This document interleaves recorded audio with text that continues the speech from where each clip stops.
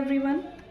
जैसा कि हमने कल 1 नवंबर से ब्लैक बुक में वन वर्ड सब्स्टिट्यूशन शुरू किए थे, तो आज हम उसी के आगे से शुरू करेंगे। उससे पहले मैं आपको बता दूं कि जिन भी वन वर्ड के आगे टिक लगा हुआ है वो सभी इंपॉर्टेंट हैं। ऐसा नहीं है कि ये सभी वर्ड सिर्फ वन वर्ड में ही पूछे गए हैं, ये सिनोनिम, एंटोनियम्स, स्पेलिंग्स में भी पूछे जा चुके हैं। ठीक है, तो हमने 25 वर्ड्स पढ़े थे, आज हम उसी के आगे से स्टार्ट करते हैं। तो 26 वर्ड मैं आपको रीड करके बताती हूँ। To decide and state officially in court that somebody is not guilty of a crime, यानी कि to decide and state officially in court मतलब कोर्ट में not guilty of a crime, ये साबित हो चुका है कि वो गिल्टी नहीं है, उसको दोष मुक्त मतलब कर दिया गया है, उसको बरी कर दिया गया है, जैसे हम कहते हैं कि ठीक है, उसको बोलते हैं एक्विट। क्विट से आप लर्न कर सकते हैं, क्विट से मतलब किसी भी चीज़ से बाहर होना, तो एक्विट यानी कि बरी होना, जेल से रिहा होना। 27 an entertainment who performs difficult physical feats, यानी कि एक्रोबेट। देखो एक्रो जो है ना, ACRO, ये एक रूड वर्ड है, ये हवा के लिए या फिर खुली चीज़ों के लिए यूज़ किया जाता है। ठीक है, तो एक्रोबेट यानी कि हवाई करतब करने वाला, जो फिज़िकली मतलब आपने देखा होगा बहुत से करते हैं, रस्सी वगैरह पे बहुत सारी चीज़ें होती हैं, अपने गांव वगैरह में ज़्यादा होती हैं चीज़ें, तो वही चीज़ें होती हैं कि एक्रोबेट बोलते हैं उसको। 28 is an abbreviation formed from the initial letters of other words and pronounced as a word, यानी कि शब्दों के पहले अक्षरों से बना शब्द। समझ में आया कुछ? शब्दों के पहले अक्षरों से बना शब्द। An abbreviation formed from the initial letters of other words and pronounce as a word, यानी कि एक्रोनम, यानी कि जिसके मतलब मीनिंग्स बहुत सारे होते हैं एक तरीके से, उसको बोलते हैं एक्रोनम। ठीक है। 29 फियर ऑफ ग्रेट हाइट्स, यानी कि एक्रोफोबिया। ये रहा एक्रो है ना, यानी कि खुली जगह से जिसको डर लगता है, जिसको बहुत ऊंचाई से डर लगता है। फियर ऑफ ग्रेट हाइट्स, जो बहुत ऊंची ऊंची चीज़ों से कूदते हैं, उससे जिसको जो डर लगता है वो उसको बोलते हैं acrophobia.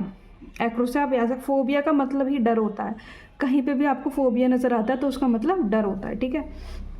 30 to do something, second है to behave in a particular वे।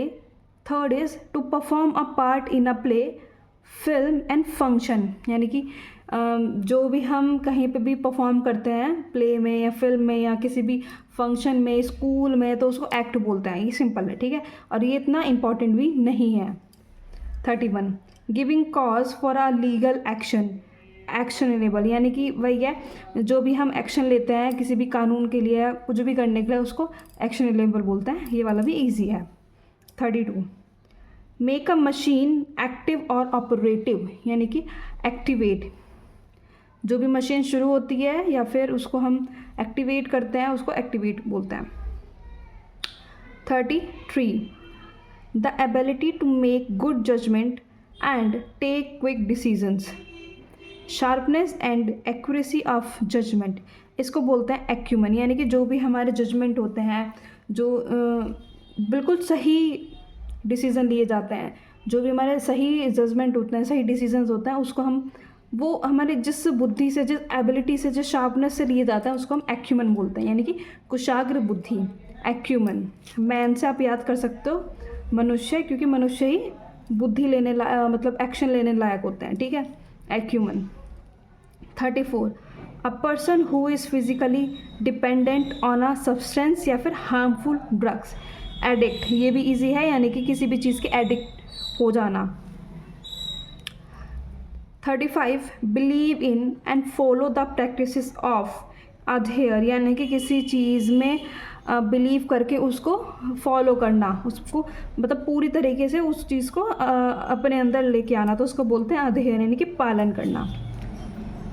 एक सेकेंड, ठीक है, अधेयर।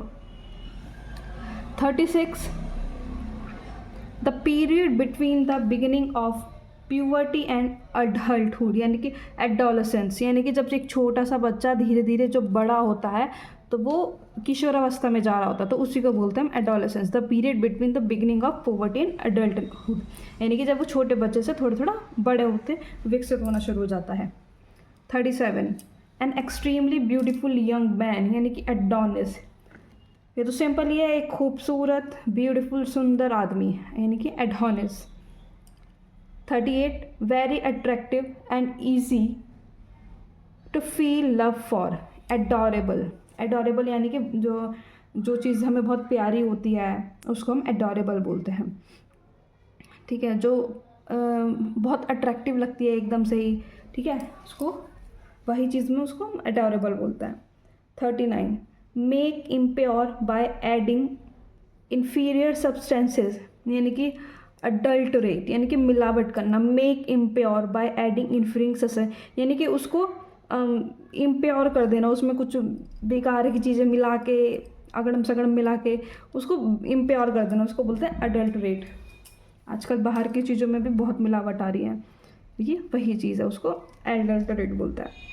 40 willing to take risk and try new ideas, यानी कि एडवेंचरस, ठीक है, जो भी नए टास्क होते हैं उसको जीतना, विलिंग बना उसको कर लेना, एंड ट्राई न्यू आइडिया, और जो मतलब घूमते फिरते रहते हैं उसको एडवेंचरस बोलते हैं।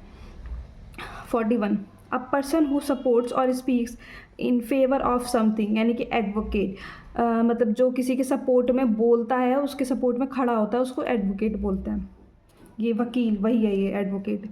42 growing existing living in air, यानी कि एरियल, एरियल का मतलब ही हवाई होता है, यानी कि जो हवा में ग्रो करते हैं, ख़त्म हो जाते हैं, जीते हैं, सब कुछ जिनका मतलब सब कुछ हवा ऊपर ही होता है, आसमान से ही होता है, तो उसको हवाई बोलते हैं, एरियल हवाई।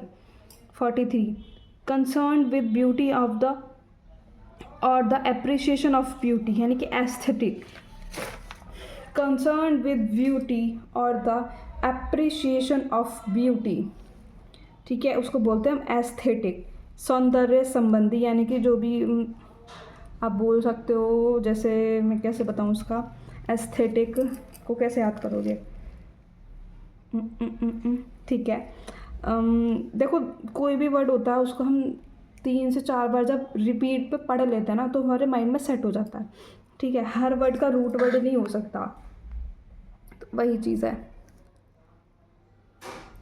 तो हम एस्थेटिक, ठीक है, आप इसको बार बार पढ़ोगे, इसको मतलब लर्न हो जाएगा ये।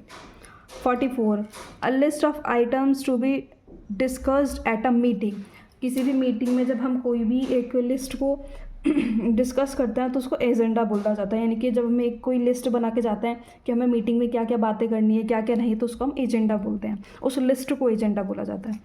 45 to increase the importance position और वेल्थ, यानी कि एग्रेंडाइज, ठीक है, देखो द इंक्रीज माने किसी भी चीज़ में वृद्धि होना, इंपॉर्टेंस पोजीशन और वेल्थ, यानी कि पैसे में वृद्धि, या फिर आपका प्रमोशन हो गया, पोजीशन आपकी हाई हो गई है, तो उसको बोलते हैं एग्रेंडेज। 46 ऑलवेज रेडी टू अटैक और क्वेरल, सिंपल सी बात है, जब तुम हमेशा झगड़ा करने के लिए और अटैक करने के लिए मतलब क्वेरल गुस्सा करने के लिए रेडी रहोगे तो उसको अग्रेसिव भी बोला जाएगा। One who is hostile and violent, hostile and violent को भी एंग्री में ही लिया जाता है। One who is not sure about God's existent, यानी कि जो भगवान की एग्जिस्टेंस, यानी कि उसको श्योर नहीं है कि भगवान है या नहीं है, उसको बोलते हैं एग्नोस्टिक, मतलब वो कंफ्यूज रहता है कि है भगवान या नहीं है भगवान, तो उसको बोलते हैं agnostic.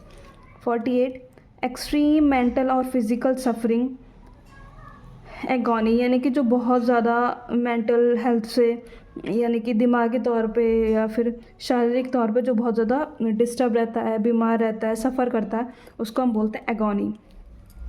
49 a blank book for keeping a collection of photographs, stamps of pictures, album में तो सिंपल है, एक जो ब्लैंक बुक होती है जिसमें हम कलेक्शन फ़ोटोज़ वगैरह, स्टैम्प वगैरह, पिक्चर्स वगैरह का हम उसको जिसमें रखते हैं उसको हम एल्बम बोलते हैं, जिसमें फ़ोटोज़ रखी जाती हैं। 50 study of chemistry in a medieval fashion, alchemy, यानी कि जो हमारी मेडिवल फैशन की जो स्टडी होती है, ठीक है, मध्यकालीन रसायन विद्या, जो हमारी केमिस्ट्री की मेडिवल का टाइम समझते हो आप, जो बीच का टाइम कभी रहा होता है वो मेडिवल, तो वो जो केमिस्ट्री है उसकी स्टडी होती है, एल्केमी के नाम से उसको जाना जाता है। 51 a substance for killing algae. Algae होता है शैल, आपने साइंस में पढ़ा होगा, एल्गी शैल को बोला जाता है, ठीक है। A substance for killing algae यानी कि एल्गेसाइड। देखो जहाँ पे भी CIDE ये साइड आ जाता है ना, इसका मतलब मरना होता है, मरना या फिर मारना, ठीक है। तो ऐसा मतलब जो जिसमें एल्गी मर जाता है उसको बोलते हैं, जो सब्सटेंस होता है उनको मारने वाला जो सब्सटेंस होता है उसको बोलते हैं एल्गीसाइड। फियर ऑफ पेन यानी कि दर्द से हमें डर लगता है, उसको बोलते हैं एल्गोफोबिया। देखो फोबिया यहाँ पे भी आ रहा है, मैंने आपको ऊपर भी बताया था, फोबिया मतलब होता है डर, जहाँ भी फोबिया आता है उसका मतलब होता है डर, शरीर में कष्ट होने का डर, ठीक है। तो आज हमने 52 तक कर लिया है और कल से हम इसके आगे से स्टार्ट करेंगे। ओके, होप आपने कल वाले भी पढ़ लिए होंगे और आप ये वाले भी पढ़ लेना, हाथों हाथ पढ़ते चलना, वरना ऐसा होता है कि हम छोड़ देते हैं, बाद में फिर बहुत सारे इकट्ठा हो जाता है, वो एकदम से रिवीजन नहीं हो पाता, ठीक है। Okay, thank you.